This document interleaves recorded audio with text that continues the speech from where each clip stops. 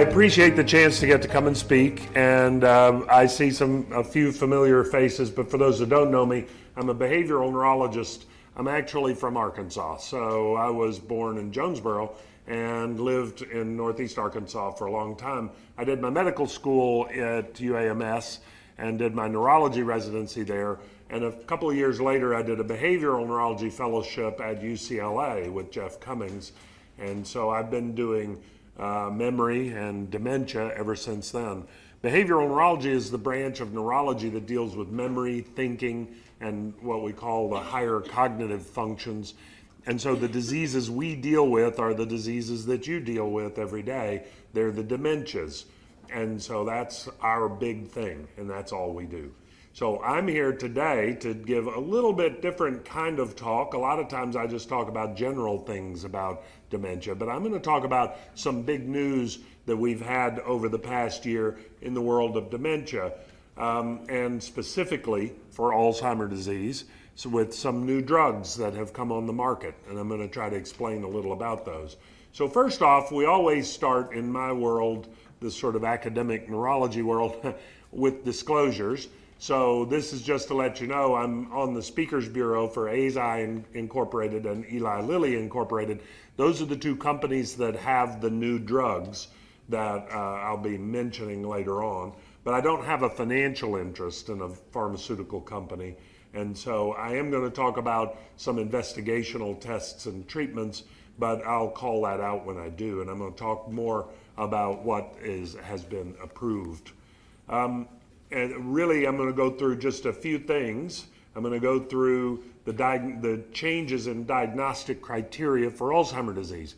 We have diagnosed Alzheimer's disease in similar way for many, many years, and that has changed within the last year. So we're changing how we conceive of the diagnosis and how we would make the diagnosis in many cases. The changes won't apply to a lot of people, but they will apply to others, and I'm going to talk about what that is. So, and unfortunately, we hate this. It'll probably be confusing for a lot of doctors, but hopefully I can sort of explain where that's coming from. And I'm going to discuss the management of Alzheimer's disease with a focus on these new drugs, because you've probably heard about them in the news. You usually only hear the brand names, but I'm going to talk about them mostly with the real names, or the generic, what we would call a generic name. They're not generic yet, so believe me, they're far from that, but I'm going to use those names. So, and these new drugs are disease-modifying therapies as well, so that's an important thing. Now, the first thing that I want to talk about are these new diagnostic criteria for Alzheimer's disease. And this is sort of the history of diagnostic criteria that we've used in neurology. It goes back, the original diagnostic criteria were published back in 1984, and those served us quite well for many years.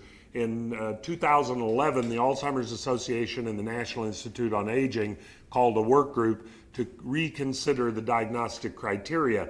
It really just emphasized the clinical approach to diagnosing Alzheimer's disease. And I'll talk about what those criteria were or are, and we still use those for some of our patients in clinic. And in 2018, Clifford Jacks and his crew at Mayo Clinic led a work group that presented a new way of looking at the research diagnosis of Alzheimer's disease. And the advent of these new drugs, which are disease-modifying therapies aimed at amyloid protein, has led to a desire to maybe rethink the diagnosis yet again. And so the Alzheimer's Association called a new work group to reconsider the diagnostic criteria. Interestingly, the National Institute on Aging bowed out of this one and said, okay, this is yours. You guys work on this. But that's what I'm going to talk about now, are the new Alzheimer's Association work group diagnostic criteria for Alzheimer's disease. And this, I think when I presented this before in Little Rock, the paper had not been published yet. I had access to that because I have friends in the world of dementia. But now this has been presented. So the original criteria that we've used for many years are the clinical criteria. We call them the McCann criteria because Guy McCann was the first author on the paper both of the papers, the 1984 and the 2011 paper. So, and these criteria say that we're dealing with what's called probable Alzheimer's disease if you have somebody who has dementia. So we would never use the diagnosis except when people meet the criteria for dementia. And that, again, is a clinical syndrome where there's decline in memory until it reaches the point that function is impaired. So when memory has gotten so bad that people can no longer manage their bills, for example, or manage their medicines, or manage to live on their own, that's the definition for dementia. So dementia can be caused by a variety of different things, but the most common thing is Alzheimer's disease. So the diagnostic criteria for Alzheimer's disease, though, originally stipulated that dementia needed to be present before we would diagnose Alzheimer's disease. The onset should be insidious, so it should creep up on people, something that you didn't notice at first. And later you think back and you think, oh yeah, now I see what was going on back then, but I didn't recognize it at first. So that's the nature of the disease in most cases. It has evidence of progression. That's required for the diagnosis of probable Alzheimer's disease. And the neurological exam is usually normal except for cognitive screening. So the cognition, the memory when we test it is abnormal, but most of the rest of the neurological exam is usually pretty normal. So there's no stiffness or tremor such as we'd see with Parkinson's disease. There's no changes in ability to walk. There's nothing like that. And then that pretty much rules out other conditions. So when the neurological exam's otherwise normal, that rules out other conditions. Alzheimer's disease, it was always stipulated, should not be diagnosed when somebody is taking medications that can cause cognitive impairment. So whenever somebody would come to me if they were taking a lot of heavy sedatives or narcotics, I would explain, we really can't diagnose the reason for the dementia because it could be the medicine. We have to get rid of the medicine first. That's always step number one, remove medicines that can cause dementia. So probable Alzheimer's disease has been diagnosed in this way for a while. This was the highest level of diagnostic certainty and was about 90% accurate when we made the diagnosis in the clinic. So it was uncommon to find that it was something else. It was usually correct. The presentations of Alzheimer's disease can include the traditional or the typical presentation, which is amnestic, meaning memory is impaired.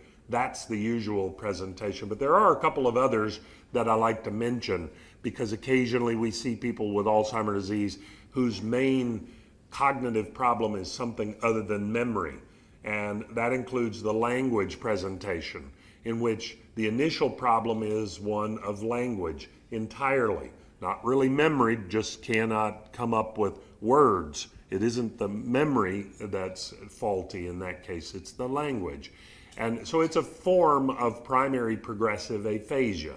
That's the term we use when someone has a progressive disorder of language without other findings. Now, the language presentation of Alzheimer's disease is usually what we call a logopenic variant of primary progressive aphasia, and almost always memory loss comes along fairly soon with that presentation, but it starts off with just language. A lot of other people with a more typical presentation of Alzheimer's disease will have more than average language impairment early on. So that also happens, and it's usually the same logopenic variant. The visual spatial presentation of Alzheimer's disease has been called posterior cortical atrophy, or PCA. And with that one, people initially just have problems with their vision. And they go to the eye doctor, and the eye doctor says everything's fine, but they just can't seem to see correctly. They can't see the things in front of them, or they can't reach out and grab something. They miss whatever they're trying to get. They can't really match their hand to what they are trying to see. So it's a lot of visual problems. The executive presentation is the third of the atypical presentations, and it's the hardest one to judge, and that's where people initially have difficulty using tools, they have difficulty planning, difficulty carrying out things, they just cannot function in day-to-day life, but memory again may be relatively normal with these three. The atypical presentations are not that common, but those will fit into the definition of the probable Alzheimer's disease. So all of that covers that. In rethinking the criteria, the work group published a set of fundamental principles. And they said these are things we need to think about. It's necessary, we would say, to separate the biological from the syndromic diagnosis. So the biology of Alzheimer's disease is what defines the disease. It's the presence of amyloid protein in the brain, A beta 42 protein, in the form usually of senile plaques. You've heard about plaques, and that's amyloid. Plaques and tangles, that's the pathology of Alzheimer's disease, and those lead to the loss of brain cells. So there's neuronal degeneration. So those three things, amyloid protein, tau protein, which causes the tangles, and the neuronal degeneration, those are the pathology of Alzheimer's disease, and that's how the disease is actually defined in its biological sense. So the work group said we need to redefine the diagnosis in biological terms and separate it from the clinical syndrome. One of the things that we noticed in research over the last 30 years is that the first thing that happens in Alzheimer's disease is the deposition of amyloid protein. So the A beta 42 protein is ubiquitous in Alzheimer's disease. It is the hallmark of Alzheimer's disease, and it begins to be deposited some 20 to 30 years before any symptoms show up. So it begins many years before anyone knows it with this amyloid present in the brain. And the amyloid begins in certain areas but rapidly spreads to be deposited sort of all over the brain. Eventually, the amyloid triggers the formation of tau protein, which starts in very specific areas of the brain and then spreads slowly, and that's when you start seeing symptoms. So in living people, the disease could be diagnosed then by looking for these proteins. So the amyloid is the protein that's been focused upon because there are other diseases that include tau protein, but there isn't any other disease in which you see primarily the A beta 42 amyloid protein. So that's the hallmark of Alzheimer's disease. So the new definition defines the disease by the presence of the A beta 42 amyloid in the brain. And so we can test for that. We have tests to detect that in the brain. One of the other principles is that because this begins before people have any symptoms, it's possible to diagnose the presence of amyloid in somebody with no symptoms at all. So it's possible to say that they have Alzheimer's disease, yet they don't even have any symptoms. Now, it is important to point out that some people will have this amyloid and never get dementia. Interestingly, some people have what we would call Alzheimer's disease, yet they never have any actual cognitive symptoms. They don't show the memory progression. That's a minority of people, but there are people like that we've seen in research who for 40 or 50 years have had amyloid present in the brain, yet no cognitive impairment and no dementia. So that can happen, but most of the time, the amyloid signals a disease that is going to produce memory impairment. Usually mild cognitive impairment first. That's not dementia, that's just the memory is starting to fail, but they still function okay. And then later it moves on to full-blown dementia. So what do we call it when people are unimpaired? In those people, we would not say they're at risk for Alzheimer's disease because they already have it. When the amyloid is present, they have the disease. They're at risk for the symptoms of Alzheimer's disease, the clinical symptoms. So they're at risk for developing memory trouble. It is also a principle that I'll talk about, that we should not test asymptomatic people at present. So that's a core principle that the work group has expressed, that we should not be testing for amyloid in people with no symptoms, because currently we can't do anything at that point. But I'll talk about what we can do for people who are symptomatic. So the diagnosis can be established based on the abnormality of a single core 1 biomarker. I'm going to show you what these things are, but at present they're either spinal fluid biomarkers. There's one blood biomarker that is accurate enough to be considered a core 1 biomarker, and that's the p-tau 217, which is a blood biomarker. That's a blood test. And that's considered very accurate, but is not recognized yet by the FDA or by Medicare. The other two are either spinal fluid or something called an amyloid PET scan, which is a special kind of scan that shows the amyloid present in the brain. The spinal fluid biomarkers become abnormal and it tells you that amyloid is being deposited in the brain. But the scan shows it there in a picture form that we can see. So there's another set of biomarkers which are considered core 2 biomarkers, and they are not sufficient to diagnose Alzheimer's disease, but they may be helpful in staging the disease. So again, amyloid is the hallmark of Alzheimer's disease, but tau protein develops as the disease progresses, and the amount of tau protein can be used to judge the level of severity of the disease.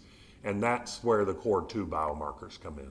So the qualifiers are that only accurate biomarkers should be used, and clinical judgment is always required. So a biomarker alone, that's not sufficient. We have to have somebody who can interpret that, and that's the educated clinician, we'd say.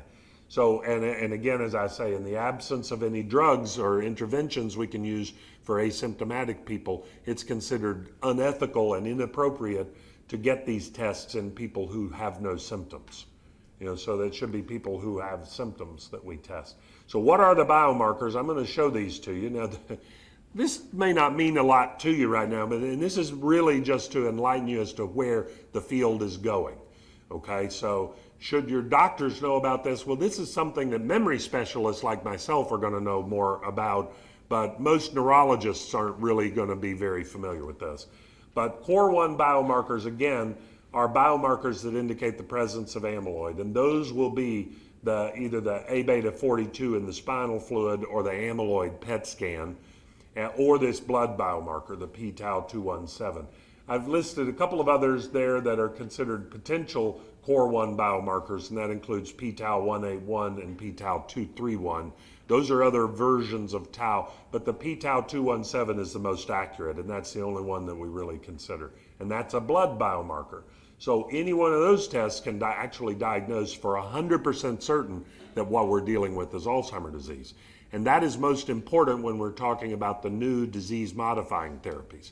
For people who are farther down the line, who have moderate dementia or severe dementia, the clinical diagnosis using the older clinical criteria will continue to be used, because in those individuals, the 100% pathological diagnosis really does not make a difference in how we manage things. These tests are not cheap. These are expensive tests. And so if you're talking about whether or not we should use one of the new, very expensive disease-modifying therapies, these tests make sense. But in somebody who's beyond the point where those drugs would help, there's not really a logic for using these real expensive tests. And again, for asymptomatic people, because there's no drug currently approved, no treatment currently approved, it doesn't make sense to test people at that level. And so for that reason, that's why it's considered inappropriate to test the asymptomatic people. The core 2 biomarkers are just, again, a bunch of numbers and mumbo jumbo, but they're things that look for the amount of tau protein in the brain. And largely, that's going to be tau PET. There are some spinal fluid biomarkers, but largely it's tau PET. That's considered the main core 2. There are additional biomarkers which may look for other things. So, the other biomarkers look for example, the neuronal injury. So, I said neurons are lost, brain cells are lost, and they die off. And so there are ways of seeing neuronal injury on just a regular old MRI scan. So that's what I've been looking for years when I look at brain scans, is I look for patterns of shrinkage. And I can see patterns that fit with being more likely Alzheimer's disease than other things. FDG PET is the standard PET scan, and that may be somewhat helpful, but it's not considered even a core 2 biomarker, so it's not one of the core biomarkers. GFAP is a blood or spinal fluid biomarker of inflammation, and that's an active area of investigation because a lot of people think inflammation is very important in Alzheimer's disease, but it isn't diagnostic of Alzheimer's disease, and that's important to know because a whole lot of things cause inflammation in the brain besides Alzheimer's disease. So some other biomarkers include biomarkers of vascular injury, and that's what we see on a structural imaging scan. a CT or an MRI, we see a stroke or severe white matter hyperintensities. And we run into this a lot. People get confused because the radiologist, if you're over 50, odds are if you have an MRI, the radiologist is going to say, well, there appears to be some ischemic white matter disease there. I've almost never seen anybody that doesn't have that. And there are different levels of white matter hyperintensities, and just so you'll know, most of the time it's completely irrelevant to anything, most of the time. So we have a scale, the Physika scale, and unless they're Physika scale 4, which is really severe white matter hyperintensities, those are irrelevant. So if you get a scan, or if your mom or dad had a scan and it says white matter hyperintensities, it's usually not relevant to their diagnosis. It's very hard to get a general neurologist to understand that, because it sounds, the radiologist said it, look, he said it there. But really those have not been found to be meaningful. It's the really severe. And now there also is a biomarker for alpha-synuclein, which is a protein that is associated with a different dementia, which is dementia with Lewy bodies and Parkinson's disease. Alpha-synuclein can be looked at with a seed amplification measure that can measure the amount of alpha-synuclein in the spinal fluid. And it turns out the movement disorders guys are redoing their diagnostic criteria for Parkinson's disease, mirroring what we're doing with Alzheimer's disease, saying, no, we can make a biological diagnosis of Parkinson's disease. And it's using alpha-synuclein markers, not DAT scans, but anyway, which I may mention in a little bit. The biological staging of Alzheimer's disease is done then using these biomarkers. The core1 biomarker indicates the presence of Alzheimer's disease but can't tell you the stage of the disease. So it's the amount of tau that determines the stage, and the new criteria will divide the biological stage into 4 levels, A, B, C, or D, depending on the amount of tau present. Early on, there's no tau, and at that stage, that's the initial stage, that's stage A. And stage B is a little bit of tau in certain areas of the brain. Stage C is more tau, and it's spreading into other areas of the brain. And stage D is a lot of tau all over the place in the brain. And so the tau protein then gives us a biological stage. There's, along with that, there's a new clinical staging, and this is going to be the standard going forward. And this clinical staging runs from stage 0 through stage 6. Stage 0 are those very unusual individuals who have genetic forms of Alzheimer's disease and have a positive gene. Genetic forms of Alzheimer's disease are rare, very rare. And a lot of doctors will tell me, I want you to see Mrs. Smith. I think she might have Alzheimer's disease. The only problem is nobody in her family has it. And I'm like, why is that a problem? Alzheimer's disease is usually sporadic. It is not genetic in most cases. And so it does run in families. You're probably familiar with the fact that if you have a parent or a sibling or a child for that matter with Alzheimer's disease, you have an increased risk that you will get Alzheimer's disease later, but it is not genetic. You don't have a 50-50 risk. You have like a 20% lifetime risk. So the genetic forms, though, are the forms where there is a gene that we've identified that causes the disease. So if you have that gene and you live long enough, you will have the disease. Those are rare. But an individual that has one of those diseases, if they have the gene but no biomarkers and no symptoms, they're stage 0. Stage 1 refers to those people with absolutely no symptoms at all, but they have a biomarker positive. Now, I said we shouldn't test people at that stage, so how would they know? These are people in research studies, or who have, for some reason, they have this done and you accidentally find out that Mr. Jones here, although he has no symptoms at all, has a positive biomarker. I've actually seen 3 people like that, and it was because their doctor was overly energetic and didn't understand about biomarkers and got the test, which they, by the way, had to pay $6,000 or $7,000 for, and it told them that they had amyloid present, but they had 0 symptoms, and so they were stage 1. They're asymptomatic, but a biomarker is present. Stage 2 is this transitional stage where a little bit of symptoms start, but it's really not much. They're not really abnormal, but they're just having some memory problems and they have a biomarker present. Stage 3 is correlates to what we call mild cognitive impairment. That's when there's cognitive impairment but not functional impairment. So the person whose memory, they say their memory is bad, and if I test them, their memory really is bad on testing, but they don't have loss of function. And those are mild cognitive impairment. We'd call it stage 3. Stages 4, 5, and 6 correlate to mild, moderate, and severe dementia due to Alzheimer's disease. So we have the biological stage, we have the clinical stage. And you can look at them on a graph, and you can see if you plot the clinical stages across the top and the biological stages across the y-axis, we'd say, down the side, then you can see how these correlate. And those shaded blocks, that's the usual progression of Alzheimer's disease. Usually, the clinical stage 1 is going to be equivalent to the biological stage A. And then stage 2 will be consistent with biological stage B. And stage 3, mild cognitive impairment, is biological stage C. And all of the dementia stages of Alzheimer's disease will be biological stage D. So that's kind of how it runs. But as you'll see, the real symptoms that we deal with in the clinic are mild cognitive impairment or dementia. And those are biologic stages C and D. So that's after a lot of tau has already accumulated. So you see, this disease goes on for many, many years before really a lot of problems happen. That gives us a lot of chance to intervene as we're working hard to find more drugs that we could use earlier.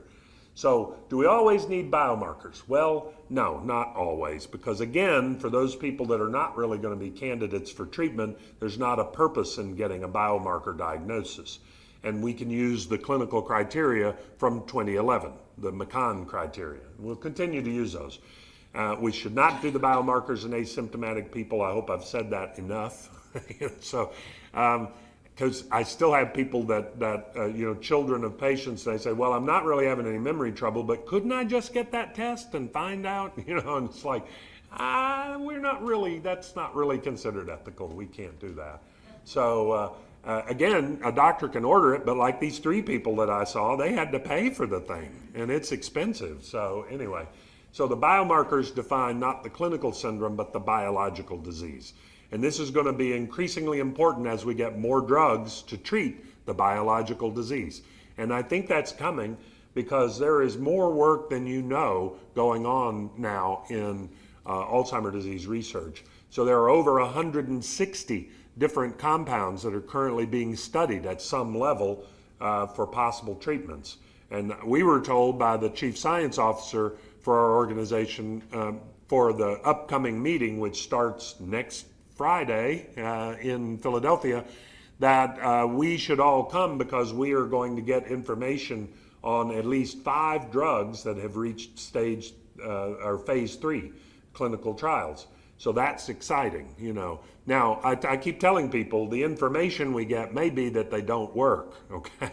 So that happens a lot, unfortunately, in science, but the point of it is having that many drugs that have made it through phase 3 is really remarkable. And so the amount of research is really expanding. So let's talk about that treatment part, pharmacological treatment. So don't forget, we've had drugs now. These drugs, as of 2022, these were the only drugs that we had.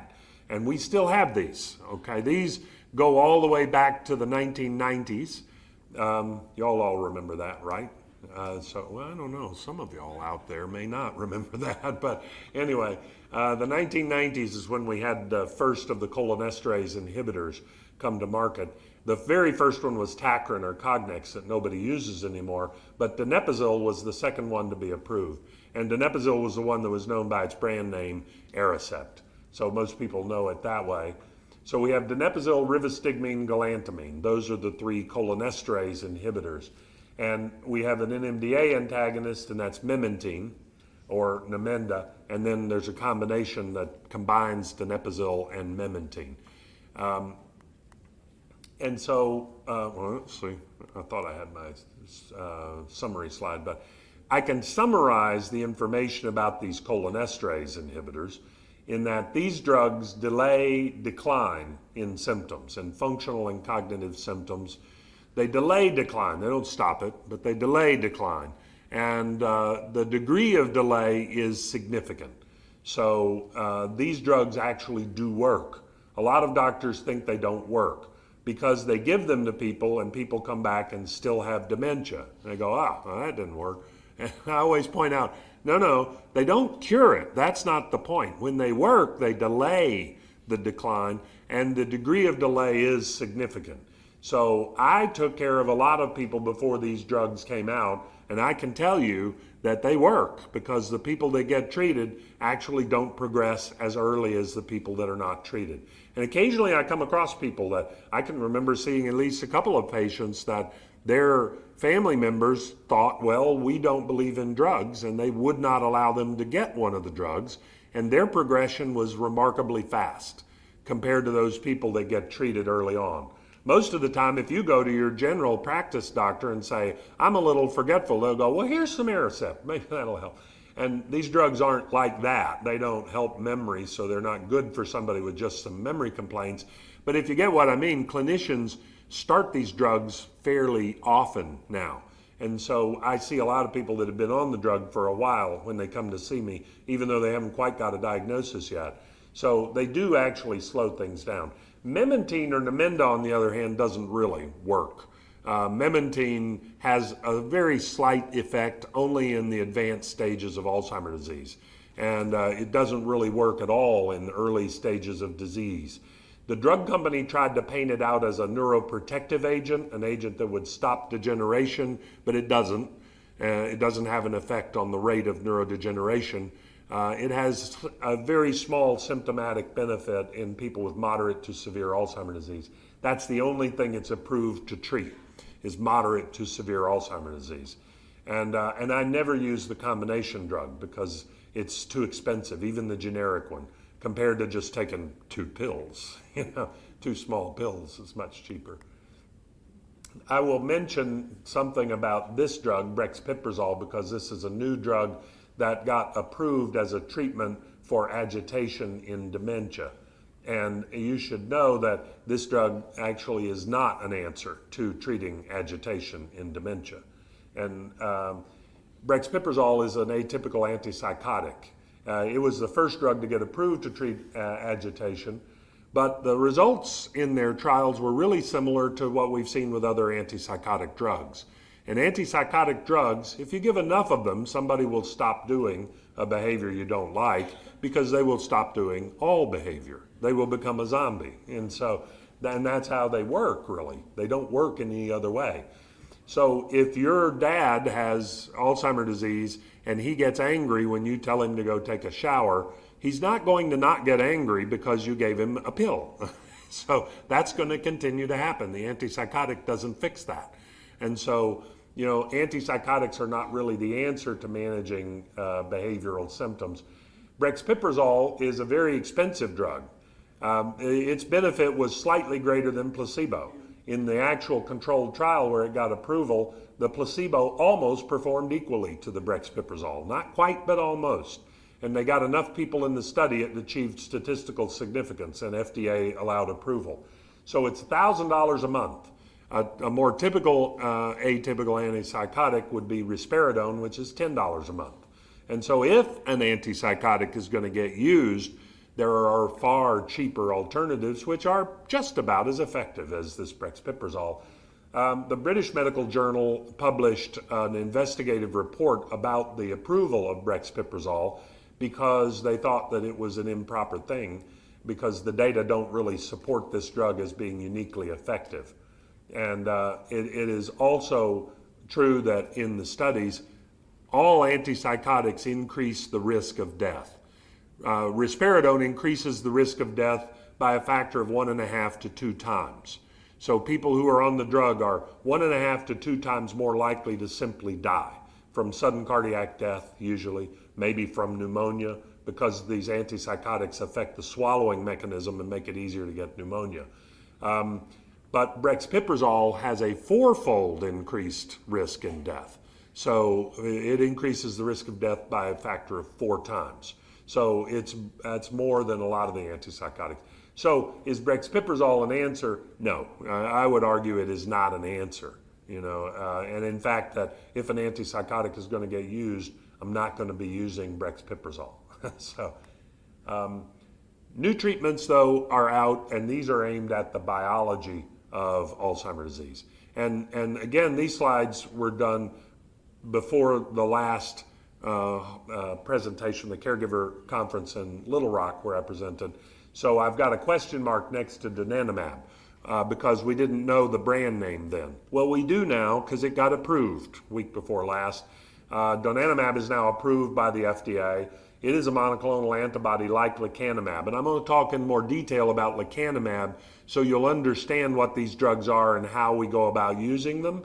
But there is a drug, a brand name for donanemab, and it's Kisunla. And I don't know who thought that up, but that's a little. I can get Leqembi off lecanemab, okay? Lecanemab's the name of the drug, Leqembi. That's kind of a simpler way of saying it, right? Kisunla, where did they get that? That doesn't have anything to do with donanemab. And somebody said maybe there's somebody named that on the committee or something, at the drug company. I got to ask my folks I know at Lilly. I have a meeting with them at our big scientific meeting next week, and I'm going to be like, where did y'all get that name? Anyway, maybe I'll find out. Anyway, but these new drugs are the first drugs that we've had that show a disease-modifying effect. We believe that they modify the disease itself. They slow down the disease. The difference in that is with the donepezil, it delays the decline.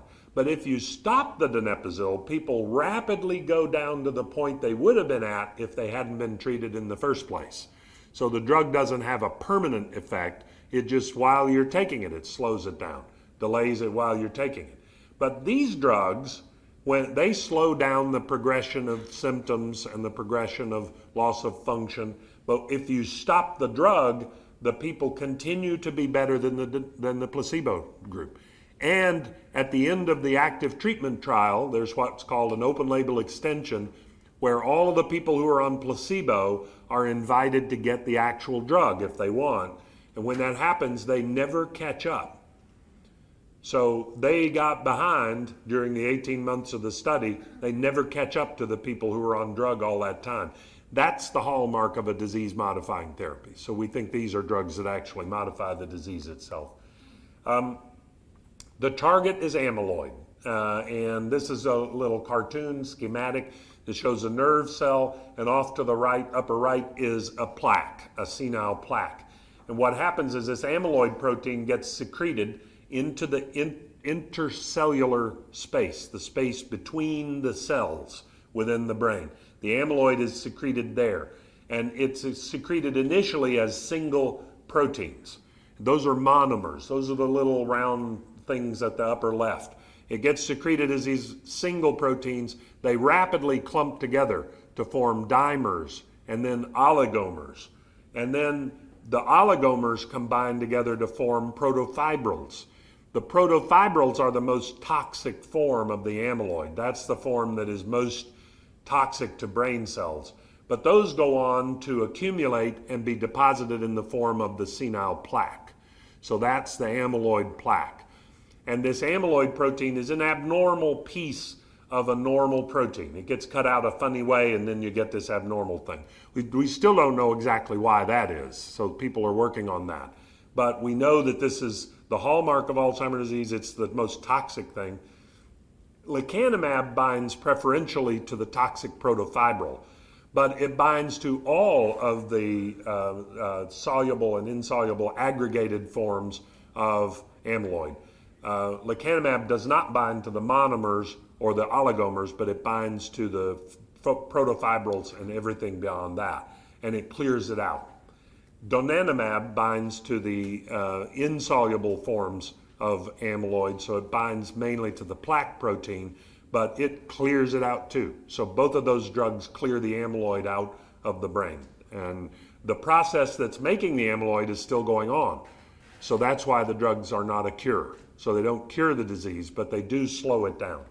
and we've seen that in studies. So lecanemab is a humanized monoclonal antibody.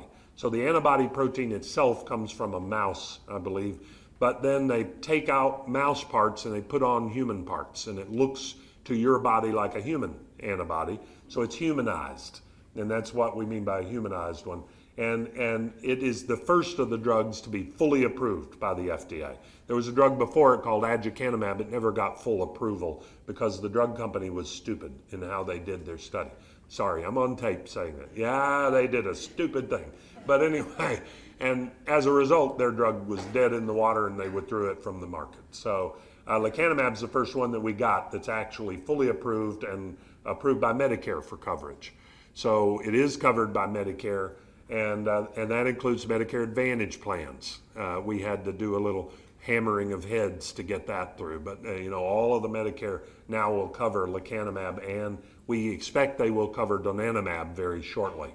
So these drugs are approved to treat either mild cognitive impairment due to Alzheimer's disease or mild dementia due to Alzheimer's disease. So again, it's Alzheimer's disease in its earliest stages, earliest clinical stages. The study that got approval for lecanemab was called Clarity. You'll know in the world of drug studies now, they have to name every study. It has to have a name. Well, that's easier than you can say, well, in the Clarity trial, bloody, bloody, bloody, and in the Breakthrough trial, bloody, bloody, and whatever they call it, you can just call it by name. So in this study, there were nearly 1,800 people randomized to take either drug or placebo. And these were, again, people who had either mild cognitive impairment or mild dementia, and it was proven to be due to Alzheimer's disease by the presence of amyloid protein. They're treated with infusions of lecanemab every other week. So every 2 weeks, an IV infusion. So it has to be given by vein because an antibody would be digested in your stomach. You can't take it by mouth. And so to get where it's going, you have to give it by vein. So it's an IV infusion every 2 weeks. The Clarity trial was 18 months long. And how did they pick that? Well, preliminary work suggested that was the time when it was best likely that we would see a benefit. And so that was just the arbitrary thing they chose. And so for this 18-month trial, oh, and by the way we judge that it's mild dementia or mild cognitive impairment would be people scoring 22 or above on a test called the Mini Mental State Exam, the MMSE. So that was the entrance criterion that was used. So people had to have an MMSE score of 22 or above in order to get into the study. The primary endpoint was a test that's called the CDR Sum of the Boxes. Don't worry about that or write that down. That's the Clinical Dementia Rating Scale Sum of the Boxes. And it's a particular kind of research tool. It can't be used in everyday clinical practice because it takes 20 to 25 minutes to administer.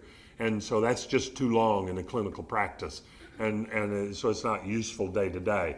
But the tests we use were also administered in this study, but they used CDR Sum of the Boxes because the FDA requires that you demonstrate efficacy or demonstrate a benefit on a measure of cognition, so that's memory and thinking, and efficacy on a measure of function. That's the ability to function in day-to-day life. The CDR covers both of those. So it's one test that covers both cognition and function. And so that would satisfy the FDA. But they also looked at several other things that measure just cognition or function. And they did some exploratory endpoints with quality of life measures.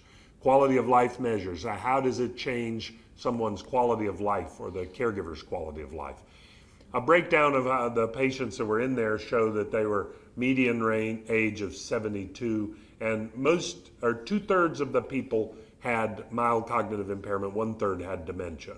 Unfortunately, it was not a very diverse group. The company actually has celebrated the diversity in that we had a sizable number of Asian subjects and a sizable number of Hispanic subjects. Arguably, that's not equal to the percentage in the populations where these studies were done, but we had very few people of color. African American people were not well represented in the study. Does that mean the drug doesn't work for African American people? Well, heck no, it doesn't mean that necessarily. We think it will work equally, but we're gathering data, real world data on patients. and hopefully we will find out that yes, it does work. It's unfortunate, but many of the studies are not as diverse as we would like when it comes to African American people. They don't have enough in the study. And so I always urge people who are out there to think about participating in research. And we could talk about that for ages, but we go to great lengths to try to make sure that our studies are ethical and safe, and to try and attract more diverse study population. But at any rate, so looking at the breakdown again, 2/3 MCI, 1/3 mild dementia. And most of the people had impairments for 3 or 4 years when they entered the study. And what did we see over 18 months? A 27% reduction in progression on the CDR sum of the boxes. A bit higher slowing in the functional measure, the ADCS, MCI, ADL. That's a measure of function. So the decline in function was slowed a bit more than the decline overall. But the overall decline, 27% less. Now that's for the group as a whole. The earlier people were in the course of their disease, the better the response. So some people, if you look at the people with really, really early mild cognitive impairment in the study, and I can't show the data because they didn't power it sufficiently and the FDA doesn't allow that. But if you actually do drill down and look at all those people with really early mild cognitive impairment, it was over half of those people had no progression at all over 18 months. So the point of all that is the earlier the better with the treatment. And yes, in case you're thinking ahead, and many people will be thinking ahead, there is a study ongoing using people who are asymptomatic, who don't have symptoms, who have a positive biomarker.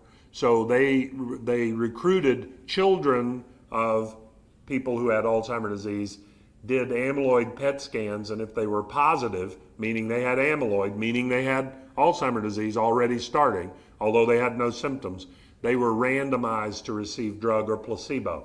And that study is ongoing. It will take a few years to get results, but it may show that we would have an even bigger benefit if we give it to people before they become symptomatic. So that thing I said earlier about never treating people who are asymptomatic, that might change. So again, that will change when we prove that we have drugs to treat people at that stage. And those studies are ongoing with both lecanemab and donanemab. So another point on this slide, the far right column, the amount of brain amyloid, we measure that using those amyloid PET scans in a unit called centiloids. And this group of people overall did not have a super high level of amyloid because they were mild cognitive impairment and mild dementia. So they didn't have as much as you'd see sometimes in more advanced Alzheimer's disease. But they were able to lower their amyloid levels to the point that by the end of 18 months, the people who received the drug had negative amyloid PET scans. So their amyloid scans went to negative by the end of 18 months. So it removed enough amyloid. And so we define negativity as less than 30 centiloids on a scan. So they got down to below 30 centiloids by the end of 18 months. So that's really shocking news. Let's talk about the side effect, though, of the drugs, because this is important to know about. Now, if you look at just any side effect, it's common for people to have various minor little side effects. But side effects related to the drug were obviously more common in the people that got the drug versus the people that got the placebo. There were not any deaths attributed to the effects of the drug in the study.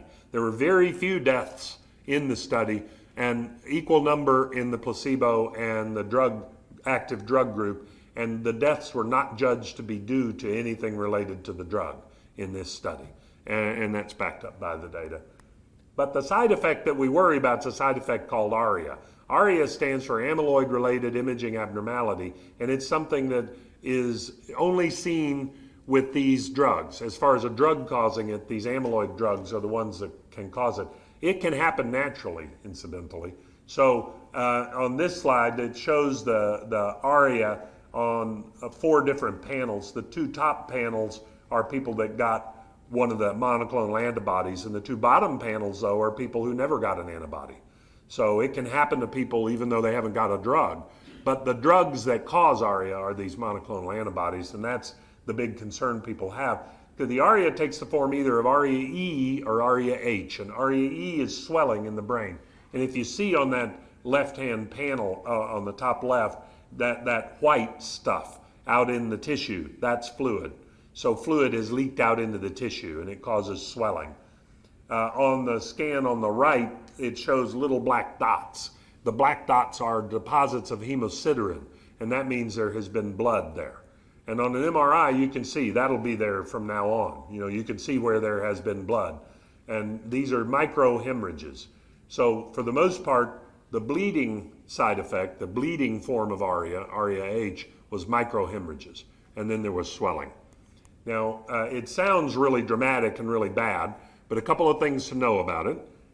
In the study, looking at lecanemab versus placebo, for the patient group as a whole that got the active drug, 21% had ARIA of one form or another. You see the breakdown between ARIA-E and ARIA-H. And you notice that adds up to more than 21% because most people had both. You know, they had both ARIA-E and ARIA-H at the same time.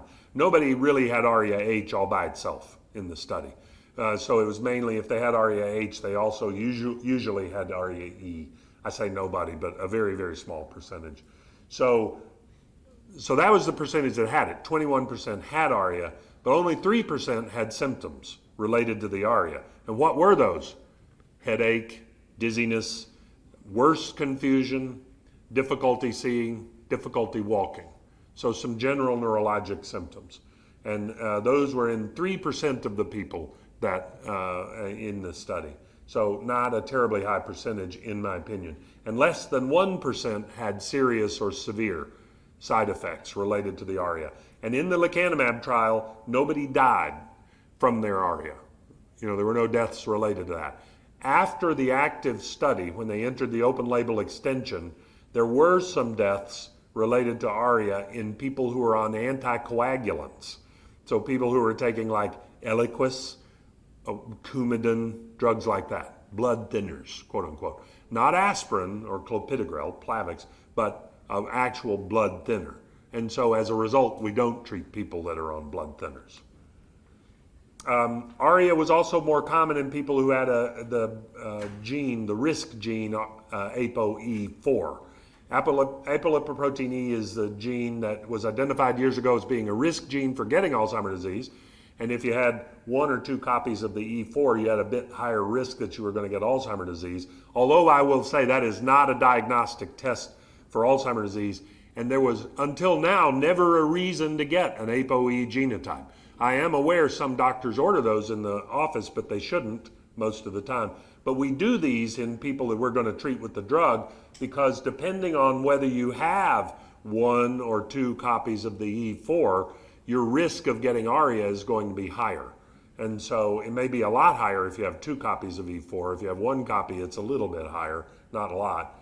But the rate of ARIA-E, the rate of ARIA-H was shown in these. So the rate was a little higher in people that had 1 E4. That's heterozygotes for E4.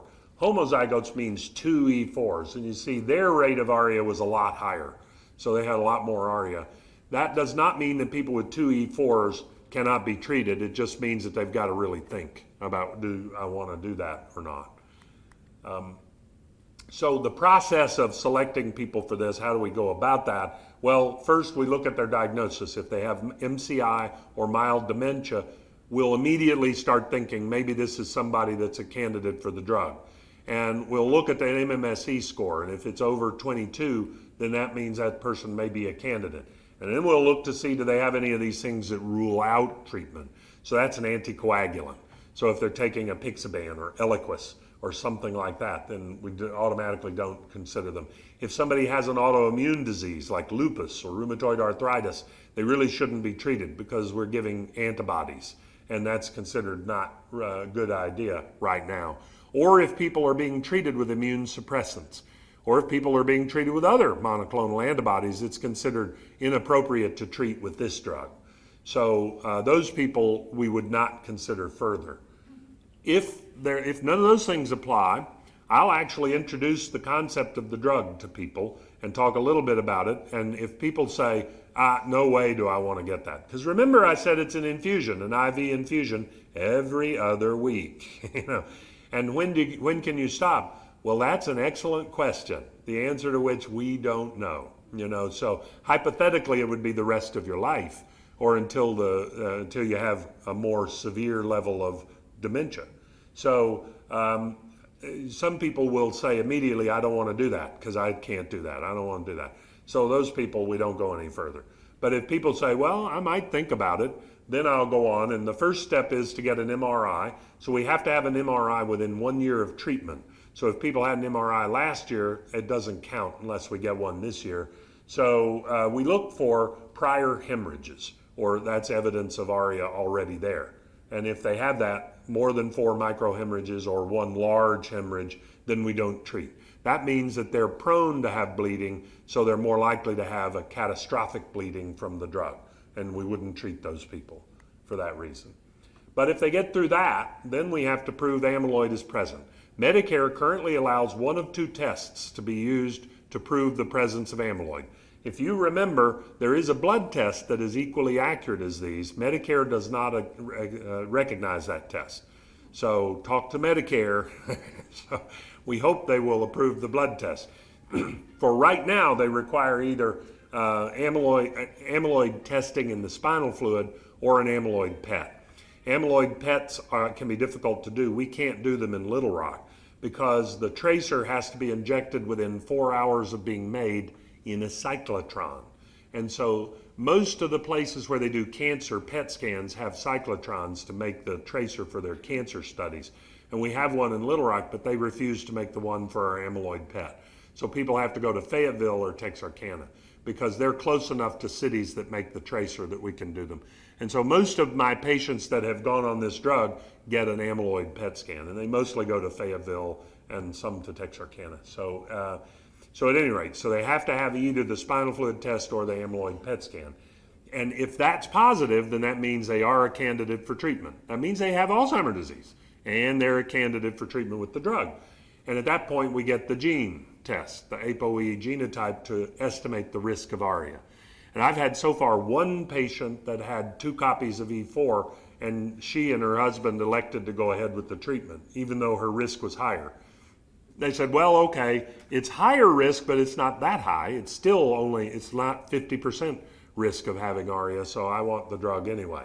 And so she's getting the infusion, so far without problems. So anyway, we do that once the infusion starts. So we start these infusions every other week. Because ARIA is usually asymptomatic, you may have ARIA and you don't even know it, so we routinely get MRIs at certain points during treatment. And those are prior to infusion 5, prior to infusion 7, and prior to infusion 14. And we just look for the ARIA. And if the ARIA is very severe, we might pause the therapy. We might stop the therapy at that point and wait for the ARIA to clear up. And depending on how severe it was on the scan, we may be able to go back to treating. ARIA usually occurs once during the course of treatment, and it goes away, and then it doesn't come back. So most of the time, if people have ARIA and we have to stop it, we can then just watch carefully, and once the ARIA goes away, we can restart the infusion. And they don't get the ARIA again most of the time. So the appropriate use criteria for the drug, which is a separate committee, not the drug company, but the appropriate use criteria suggests that we get another MRI at 1 year, just to see. And it tells what we do depending on how severe the ARIA is. So, and that's something for the clinician. Don't worry, you don't have to remember that stuff. So what about insurance coverage? Again, Medicare will cover it. You have to have one of those tests I talked about, but you also have to be part of what's called a CED, or Coverage with Evidence Development Registry. It's a type of research. It's a database research study. And otherwise, you get regular clinical care. It's just your data go into a database. You have to do that. We're part of ALZNet, which is a big study that was initiated by the Alzheimer's Association and the American College of Radiology. We're the only site in Arkansas, and this shows where all the sites are. And, interestingly, there are some places with no sites, many states. But we're trying to expand all across the country. We're aiming to enroll over 20,000 people in this database. That's a lot of data, and it's real world data. So that's an important research study. So do these drugs mean that you don't need to take donepezil? If you have dementia, no, we continue the donepezil. Again, donepezil has not proven to have a benefit for mild cognitive impairment. I don't start them when people have mild cognitive impairment. Many doctors do, and if people come to me and they have MCI and they're already on a donepezil, I don't stop it, but I don't actually start it in people with mild cognitive impairment. But if people have dementia, I do start it, and we keep giving those right along with the lecanemab or donanemab. So, and the one other thing I'll say, because I haven't had time to, or haven't had the opportunity to do slides on donanemab. It's not on our formulary yet. We're not able to use it over at Baptist North, but we're headed in that direction. Medicare is likely to issue a statement saying they're going to cover donanemab equally as lecanemab. So how are they different? Donanemab has a once a month infusion. So it's not every 2 weeks, it's once a month. So it's a bit more convenient that way.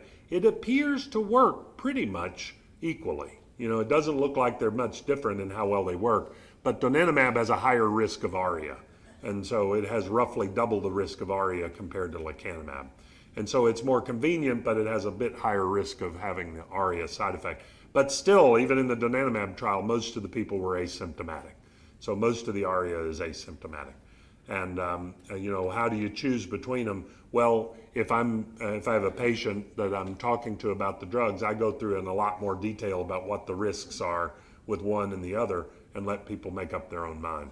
And right now, the only drug we're using is lecanemab, but that will probably change once we get donanemab on the formulary.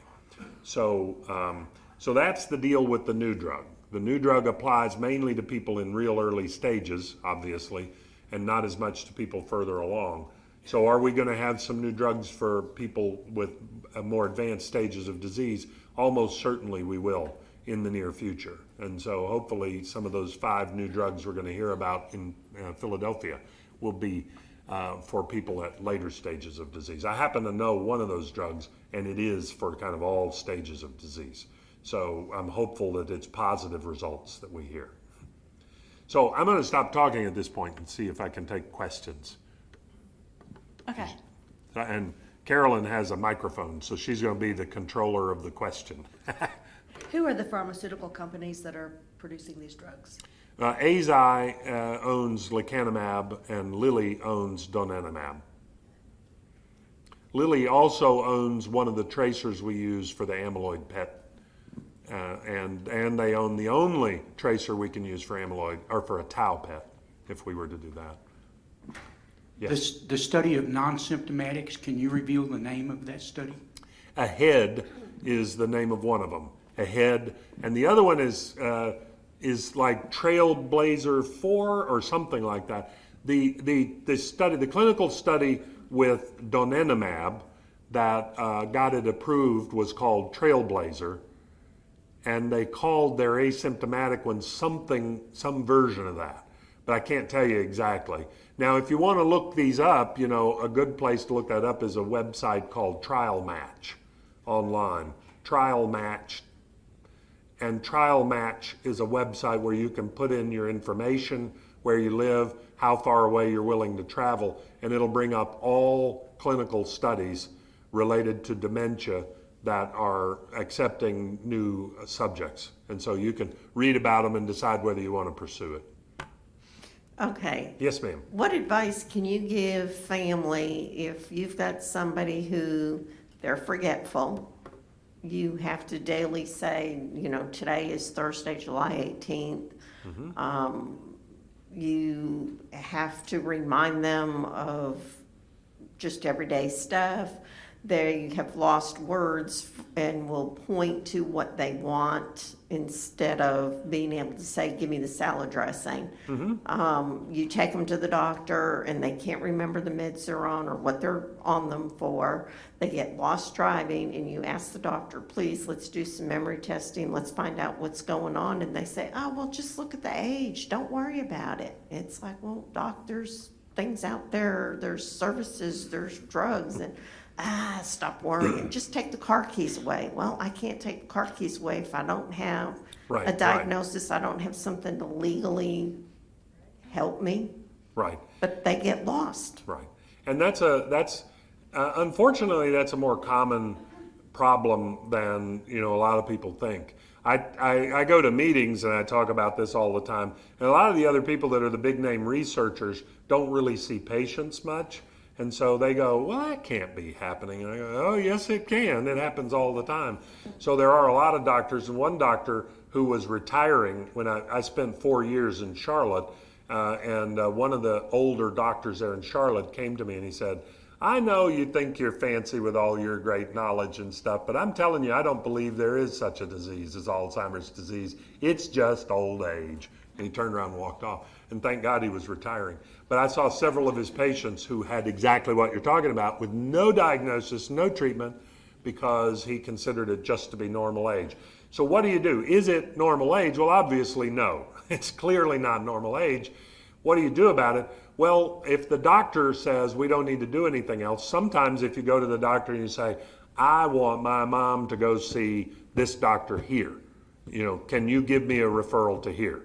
If the doctor says, no, I'm not giving you a referral to anybody because I don't think it's worth it, well, call us anyway, or try to call a memory specialist anyway. I will see people even without a doctor's referral. We try to get a doctor's referral just to be nice. Some people's insurance requires that. Traditional Medicare doesn't, but some of the Medicare Advantage plans require you to get a referral. But we try to just work around that the best we can to get people in so that we can see people even if you can't get that referral. So my best advice is go back to the PCP and say, if you find a clinic, like ours is up in Little Rock, Baptist North, and we're really busy, so I'm not trolling for new business necessarily, but I'm happy to see people because I love seeing patients and I love trying to get a diagnosis to help people at least know what's going on, And so talk to the PCP and say, look, I've found this is a memory doctor. Could we please get a referral here? And if they say no, well, contact the memory doctor anyway and see if they would see them without referral. And we will, but if you can't get it, we'll try to do that. That's the best I can tell you. Or maybe leave a couple of little books for the PCP, What is dementia? 101. I don't want to be uncool. I don't know how quite to ask this question, but with technology being so advanced, do you feel sometime in the future that it can be corrected by surgery to the brain? Most of us think that we will find some treatment that's going to stop the disease. We do think that we're going to get to the point where we'll be able to stop it at some point, 100% stop it. We're not right there yet. As to how that treatment will look, we're not really sure. We don't really think it's likely to be a surgical treatment, but you never know. There really isn't anything immediately on the horizon that looks like an actual surgery. But there are some non-invasive techniques to do things like disrupt the blood-brain barrier, maybe to allow drugs to get into the brain easier. There are people working on that as a potential treatment. So it's almost like surgery. It doesn't involve cutting into people. So I'm not sure that there will be a surgical therapy, but I am confident that maybe within the lifetime of some people here, we might actually see an actual cure. And I'm always hopeful for that. I think we may see that. Yes, sir. Is this presentation available either on YouTube or as a podcast or anything similar? So Leonard is in the back recording Hey, Leonard, thank you for your service. And so we will have it available on our website, YouTube page. And as I walk, I have a Question? kind I of did want to say first, Leonard, I have to call out Leonard for being very helpful a minute ago, because I was up here talking and talking and talking. I had my mic on, so I think he could hear me. And I was talking about how, I got to go back there. I got to get some water. So he brought me a cup of water. Aw. That was very nice. I appreciate that. So I had two families, contact me, and I was talking to them, and they told me their family members did not have dementia because the terminology on their diagnosis said neurocognitive. Okay, neurocognitive disorder. Could you talk Yeah. about that just a little Sure. bit so people will know? A few years ago, several years ago, the Diagnostic and Statistical Manual, which is the handbook of psychiatrists, the APA said, we need to stop using the word dementia because it has a lot of negative connotations. So we're going to do away with the word dementia, and now we're going to call it major neurocognitive disorder. And mild cognitive impairment, all baloney. We're going to call that mild neurocognitive disorder. So those are psychiatric terms. Now, what often happens is PCPs are often intimidated by specialists like neuropsychologists. Neuropsychologists are the guys that do the really, really expensive, very long cognitive testing. It's supposed to be very long. Although I've heard there's some that do 30 minutes, but they should be doing like all day testing. A neuropsychologist, if they diagnose somebody as having probable dementia, they're going to call it major neurocognitive disorder. And some PCPs say, we have to call it that because the expert said that. I always tell them, you're not a psychiatrist. We don't use that term in neurology. We still use the term dementia. So major neurocognitive disorder is dementia. It's just the psychiatrist term for dementia. I wonder if you could go back to the very last slide. At the bottom of the slide, it had something where it said physical exercises, eating heart healthy, staying mentally active. I've read that before in some of the literature I've gotten. But I have gotten real fixated on that for my husband, and I'm wanting to ask you, that's relevant for everyone. How relevant is that for someone diagnosed with dementia? There's argument about that. Now, there actually have been a couple of studies that show that the exercise part, at least, actually does benefit people even with dementia. So there are benefits. Are there cognitive benefits? There may be some slowing of cognitive decline in people with dementia who exercise regularly. At the very least, it helps in their general quality of life because it reduces arthritis pain, and reduces it can help control blood pressure, can help control blood sugar. So there's all kinds of benefits to exercise. And really, I should emphasize these things a lot more. But the lifestyle modifications, those are actually really crucial for preventing dementia largely. And people with mild cognitive impairment should have a real interest in this because they already have they're already, you might say, on the road to developing dementia, and you can ward it off a bit by practicing these lifestyle modifications. But for the people with dementia, the diet hasn't really worked out great. And so diet, often if you try to make somebody who has dementia eat a heart healthy diet, they're going to lose too much weight because they're not going to eat it. And I actually had a patient, I was looking quickly to make sure that her daughter wasn't here, but anyway, I remember a patient, her daughter took that to heart and she was going to make her mom eat healthy. By God, she would only feed her quinoa and kale, and all of y'all laugh and know what I'm talking about. That's not real food, is it? Kale is what they put at Applebee's in the salad bar for decoration because it lasts all week and it doesn't spoil. It's just like not real. Anyway. You're not supposed to say that. I know. Anyway, but she was going to Applebee's is fine, but I don't eat the kale. No, kale actually, let me back up to say, kale is actually good. If you cook it, I think it's actually very good. It can be very good. And I like quinoa, actually. My wife gets irritated because I have quinoa at home. But anyway, those things are good. But somebody with dementia is not going to want to eat stuff like that. So you can only go so far with trying to be healthy and have somebody who has dementia actually eat enough to keep themselves alive. And if somebody is losing weight, that's a thing that commonly happens. And doctors want to give you a pill to stimulate their appetite. And I say, no, just let them eat what they want. Open up the diet. Now, if somebody has diabetes, you have to be a little more thoughtful about that and not just, pure sugar is probably not a good idea.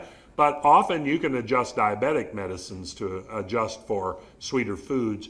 One of the things that happens in Alzheimer's disease is the sense of smell is usually damaged or gone.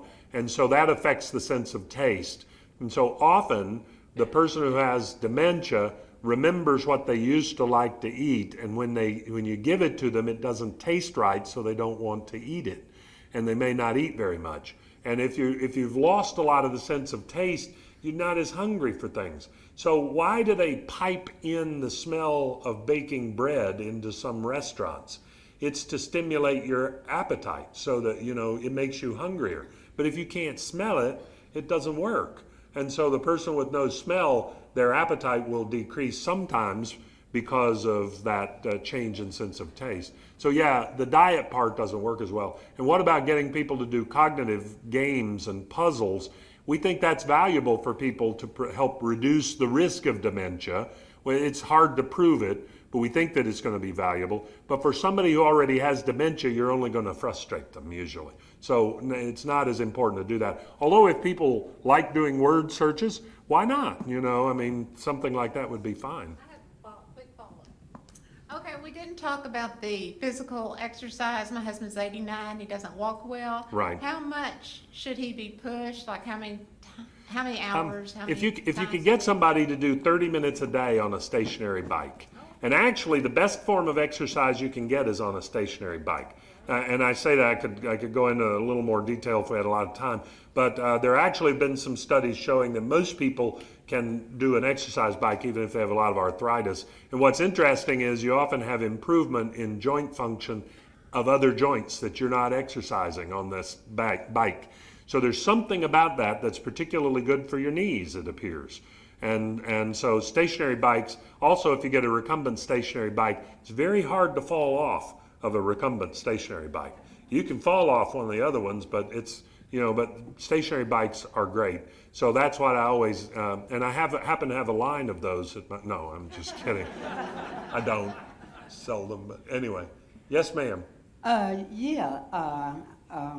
have written it down. If you have heart failure, and it may be caused by causing memory loss Yes, ma'am. or difficulty thinking because lack of blood flow Yes, to ma'am. your brain, is this hereditary from parents or grandparents, or is it a progressive thing of age?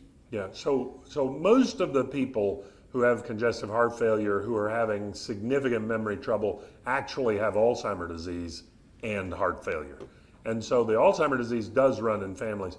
For the heart failure and the lack of ability to pump blood to the brain, to get to the point of causing cognitive impairment, you're near death with the heart failure. It's really, really severe before it does that. And most of the time you get a fluctuating delirium. So it looks more like somebody is kind of out of their head, seeing things, and it's a different thing than the usual kind of memory loss we see with dementia. So most of the time, people with heart failure that get this dementia, it's usually Alzheimer's disease in somebody that has heart failure. But the Alzheimer's disease itself does run in families, but it isn't really genetic. So you can't say it gets passed on necessarily. We don't understand all of the variables. There's a lot yet to learn about that. But we do know the risk is higher in the family member. Heart failure also appears to be a little more likely in family members of people who had heart failure. So there may be some genetic factors, there may be lifestyle factors that are shared. We don't know what it is, but both those things can kind of be a little more common in family. But it isn't really genetic, if you know what I mean. It's not a gene causing it. Yes, ma'am. Okay, I've been on herbal vitamins for about 45 years. Okay. And I don't do any synthetic vitamin or medicine. So my pressure, having heart diseases or diabetic I don't have any of that. I'm 74, and I just wondered if we go with the herbal vitamins early in our lives, could we not prevent a lot of the problems that we're having as we age? Well, that's an excellent question. We don't really have proof that that's highly beneficial. There are a couple of studies, though, that have shown that people who have memory problems don't progress as quickly if they're taking a multiple vitamin. Now, they haven't narrowed it down to a particular kind of multiple vitamin, but we've done several studies on specific individual vitamins. We don't really find a benefit. Like B vitamins don't really appear to be specifically beneficial.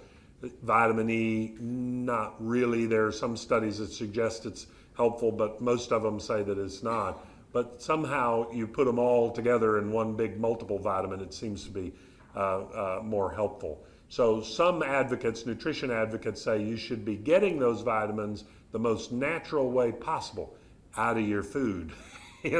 Eating a healthy enough diet to provide all the vitamins.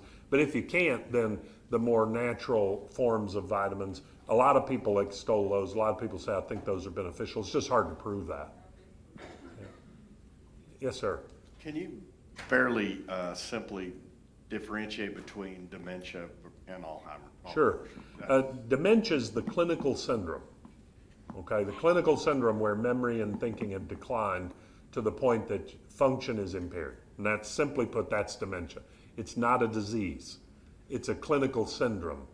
It's caused by something. Alzheimer's disease is a disease that causes dementia. It happens to be the most common one.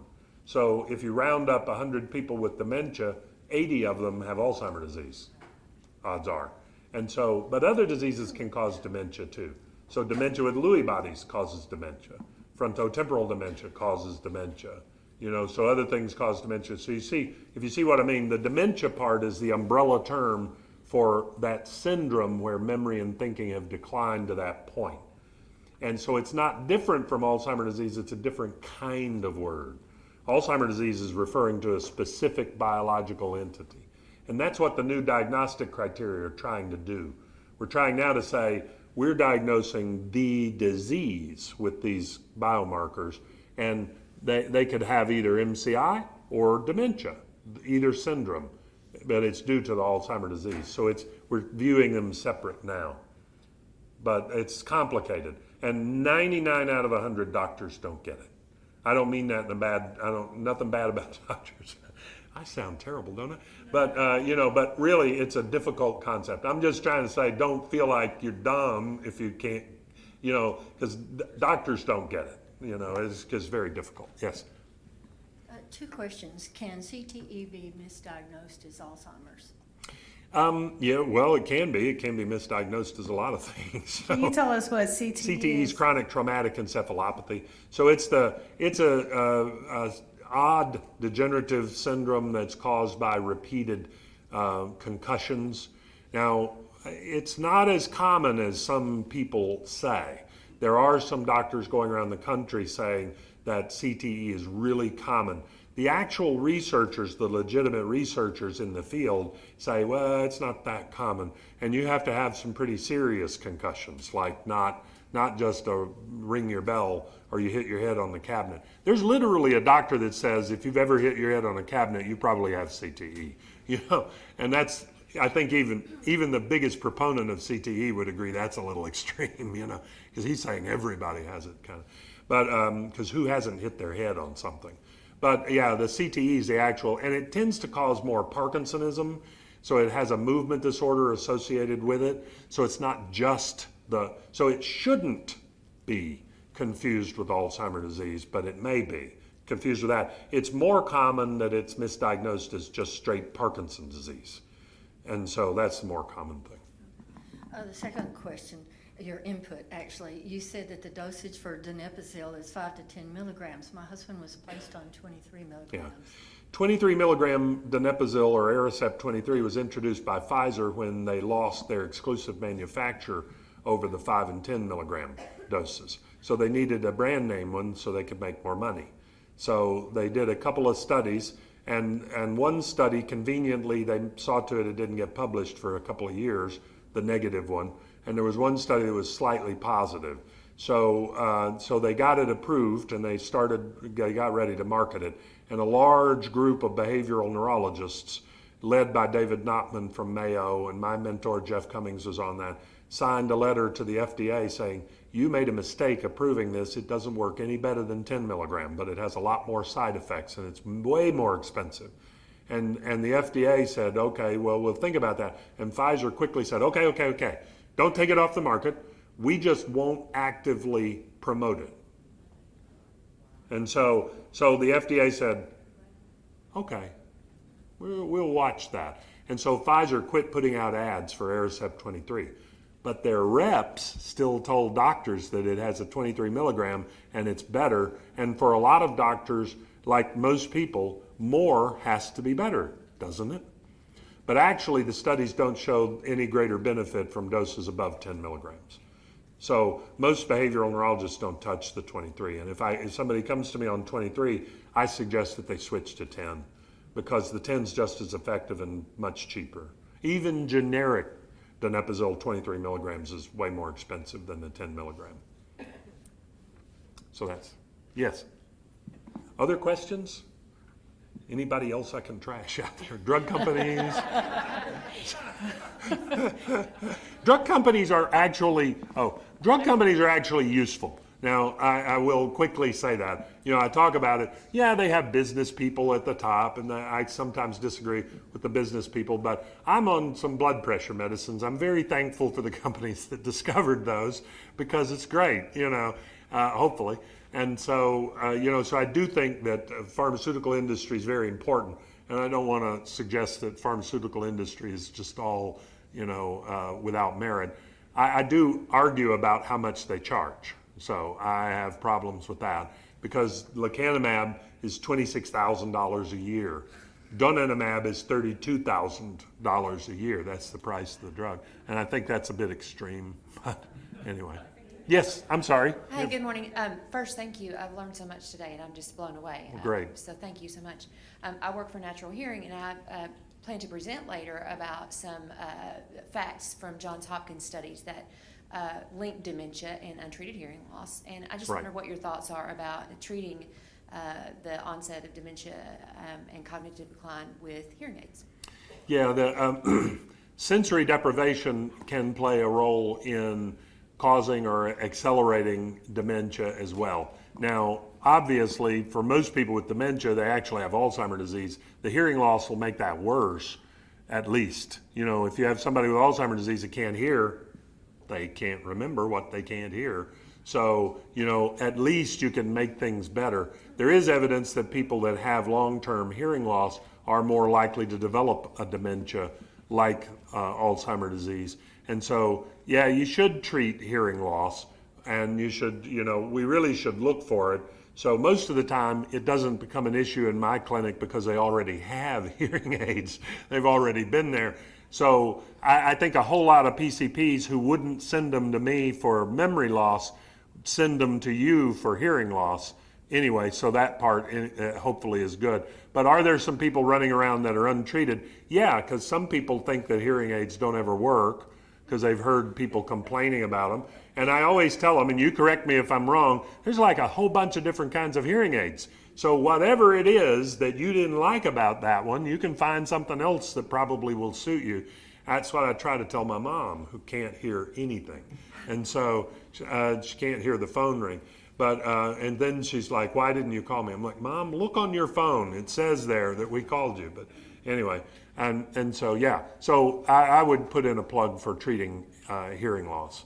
So I do think it is involved. Definitely interested in that because my mom is very hard of hearing. Yeah. What I wanted to ask about was you talked about inflammation. Right. And was that just inflammation, is that in the whole entire body? Or is that? It's the researchers are looking to see are there links between other inflammatory conditions out in the body, but they're specifically looking at inflammation within the brain. So it can be shown that Alzheimer's disease, the pathology of Alzheimer's disease activates numerous inflammatory mechanisms So, because it's an injury to the brain, so it causes inflammation. The question is the inflammation actually causing the Alzheimer's disease? Some people believe that it's that way. Other people say, no, why doesn't everybody have that same inflammation then? So they believe that it may be a factor in some people, and treating the inflammation may help the Alzheimer's disease, but may not prevent it. That's what some people think. So it's not really well settled. I'll put that. But the inflammation in question for the researchers is within the brain. I was wondering because I have, inflammation Yeah. in my blood works and everything like that. So I was I bought a couple of cookbooks for Yeah, and there's no harm in doing what you can to reduce inflammatory reactions, to reduce inflammation generally. But I tell people be wary of somebody that wants to give you a high-powered drug for inflammation unless you have a specific disease. Okay, we have a few more and then we have to end, but before, I want you to kind of touch on Alzheimer's as type 3 diabetes. Could you touch Yeah, on so that? that's also an active area of research. Because there have been links between Alzheimer's disease and diabetes, we know that people with type 2 diabetes are more likely to get Alzheimer's disease later in life. So, and we've identified a link between a gene that controls the insulin transporter protein, I think, or one of the components of insulin metabolism in the body, and specifically in the brain, has been shown to be faulty in many people that develop Alzheimer's disease. So some researchers are looking to see, is it some problem with insulin metabolism, with glucose metabolism, that is causing a problem that triggers the Alzheimer's disease? Because we know that the brain uses predominantly glucose as its energy source. It doesn't use other things, it uses glucose. And so that's so important. And so could some abnormality in that be behind Alzheimer's disease? And a lot of researchers have suggested that it's such a strong link that we call it type 3 diabetes in the brain. Unfortunately, treatment attempts based on that have all failed to date. So, but they're still working on it actively. So all I can say is it's an active line of research, and I'm a little more skeptical about that. I think it's a factor, but I doubt that that's the cause. But manage your diabetes. But managing your diabetes, yes, you should try to manage your diabetes.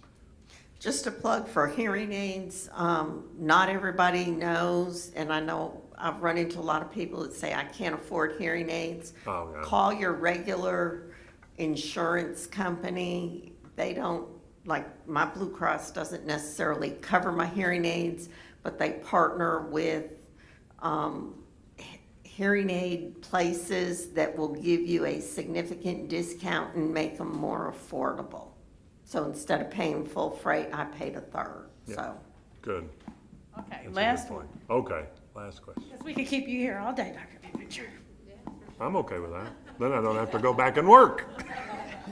This isn't work. First of all, thank you so much for coming and providing us with wonderful information. Sure.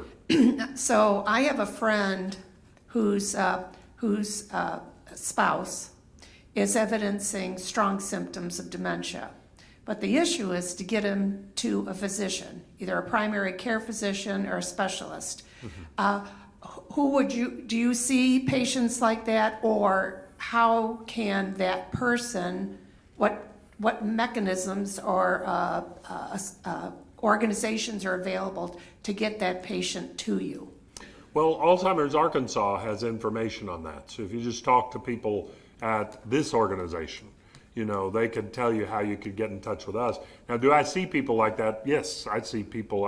I want to try and see anybody that's got a memory problem and try to get them a diagnosis. And because I see a lot of things done that are maybe counterproductive. So people come in to me on drugs that really are kind of working against them. And I'd love to prevent that happening in the first place. And if you give people information and tell them, here's what's going on, and then that will hopefully keep some of those errors from happening. So yeah, so if people just contact our office, as I was saying earlier, even if you don't get a referral from a primary care, that's okay. You know, I'm willing to see those people. Now, that may include talking about how if you don't have a PCP, you really need to find one, because I don't manage diabetes or high blood pressure. You know, that's for the PCP, because they'd be a little more adept at doing that. But I certainly provide, you know, I continue to follow people who have dementia, so I will give a diagnosis and make recommendations, but as long as people will keep coming back to our office, I keep following people. And many PCPs want me to be the one dealing with the dementia, and I'm happy to do that, because that's what I do. So, okay, thank you. Can we give Dr. Pippenger a hand? Thank you.